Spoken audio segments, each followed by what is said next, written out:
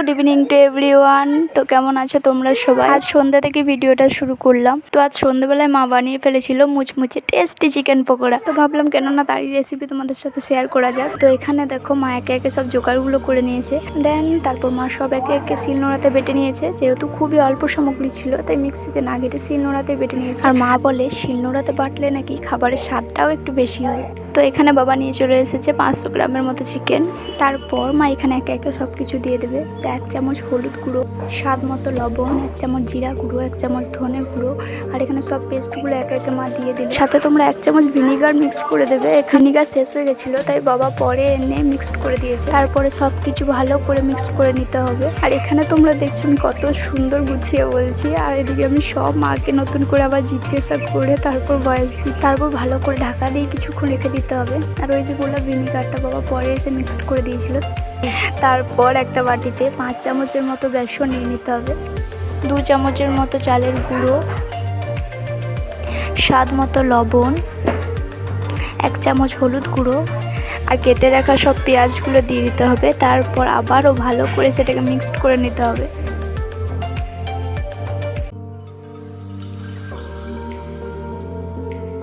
আগের মাখিয়ে রাখা চিকেনটার মধ্যে এই সমস্ত মিক্সটা দিয়ে আবারও মাখিয়ে নিতে হবে ভালো করে।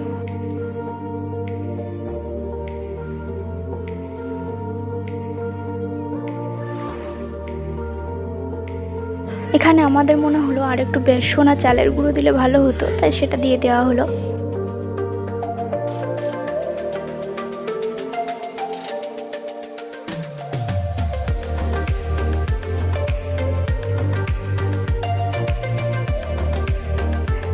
তারপর কড়াইয়ে সাদা তেল গরম করতে দিয়ে দেওয়া হলো, আর সেই মিক্সটা পকোড়ার মতো বানিয়ে একে একে ফেলতে থাকা হলো।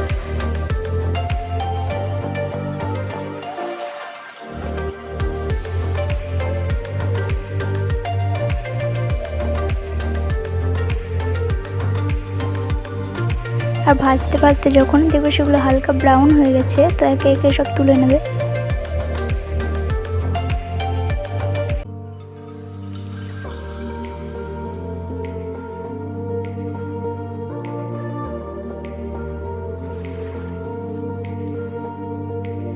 এই তো tasty tasty chicken pakora ready.